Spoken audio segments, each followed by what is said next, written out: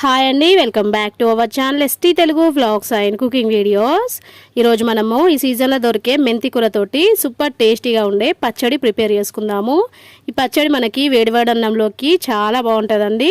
మరి మెంతి కూర పచ్చడి ఎలా ప్రిపేర్ చేయాలో ప్రిపరేషన్లోకి వెళ్దామా.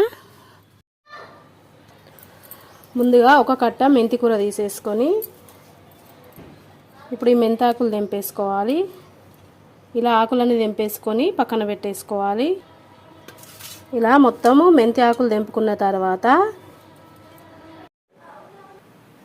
ఇప్పుడు స్టవ్ పైన ప్యాన్ పెట్టేసుకొని ముందుగా 2 టేబుల్ స్పూన్ల ఆయిల్ వేసుకోవాలి. ఆయిల్ వేడైన తర్వాత 1 టేబుల్ స్పూన్ ధనియాలు, 1/2 టేబుల్ స్పూన్ జీలకర్ర వేసుకున్న తర్వాత ఒకసారి కలుపుకుంటూ ఇప్పుడు ఈ ధనియాలు జీలకర్రని ఆయిల్లో మంచిగా వేయించేసుకోవాలి. ఇప్పుడు ఈ ధనియాలు జీలకర్ర వేగిపోయిన తర్వాత ఇప్పుడు ఇందులో మనము 7 నుంచి 8 వరకు ఎండుమిరపకాయలు, అలాగే 8 నుంచి 10 వరకు పచ్చిమిరపకాయలని కట్ చేసి వేసేసుకోవాలి.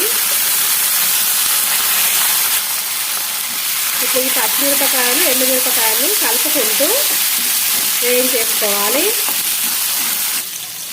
ఇలా వేయించుకున్న తర్వాత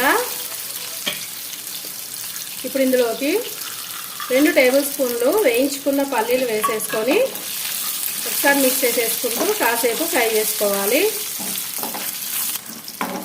ఇలా ఫ్రై చేసుకున్న వాటిని ఇప్పుడు తీసి మిక్సీ జార్లోకి వేసేసుకోవాలి.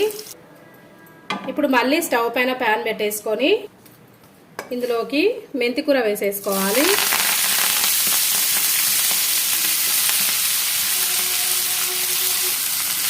ఇప్పుడు ఈ మెంతి కూరను కూడా కలుపుకుంటూ ఆయిల్లో ఫ్రై చేసుకోవాలి.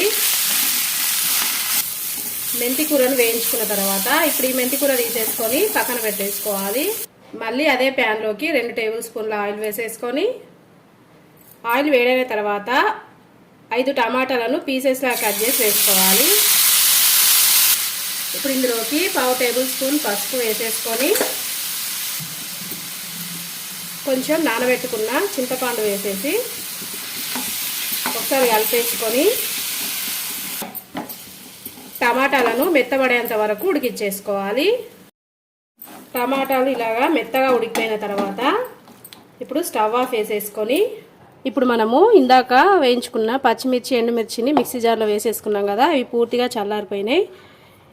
ఇప్పుడు ఇందులోకి 7 నుంచి 8 వరకు పొట్టు తీసి పెట్టుకున్న వెల్లుల్లిపాయలు,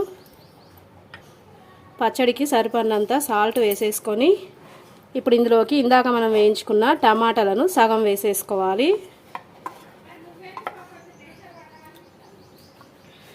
ఇలా వేసుకున్న తర్వాత ఇప్పుడు ఈ మిక్సీ జార్ పైన మూత పెట్టేసుకొని మెత్తగా గ్రైండ్ చేసుకోవాలి. ఇలా గ్రైండ్ చేసుకున్న తర్వాత ఇప్పుడు ఇందులోకి మిగిలిన టమాటాలను కూడా వేసేసుకొని ఇప్పుడు ఫ్రై చేసుకున్న మెంతి కూర వేసేసుకొని మూత పెట్టేసుకొని కోర్స్గా గ్రైండ్ చేసుకోవాలి. పచ్చడిని ఈ విధంగా కోర్స్గా గ్రైండ్ చేసుకున్న తర్వాత ఇప్పుడు ఈ పచ్చడిని ప్లేట్లోకి తీసేసుకొని ఇప్పుడు ఈ పచ్చడి పైన మనము పోపు వేసేసుకోవాలి. నేను ఆయిల్లో కొంచెం ఆవాలు, జీలకర్ర, అలాగే ఎండుమిర్చి వేసి పోపు వేసేసుకున్నా. అలాగే క్రష్ చేసి పెట్టుకున్న వెల్లుల్లిపాయలు వేసేసుకొని పోపు వేసుకున్న తర్వాత పచ్చడిలోకి వేసేసుకోవాలి. అంతేనండి, ఫైనల్గా మనకి మెంతికూర పచ్చడి అయితే రెడీ అయిపోయింది. ఇలా ప్రిపేర్ చేసుకున్న పచ్చడి వేడివేడి అన్నంలోకి సూపర్ టేస్టీగా చాలా బాగుంటుంది.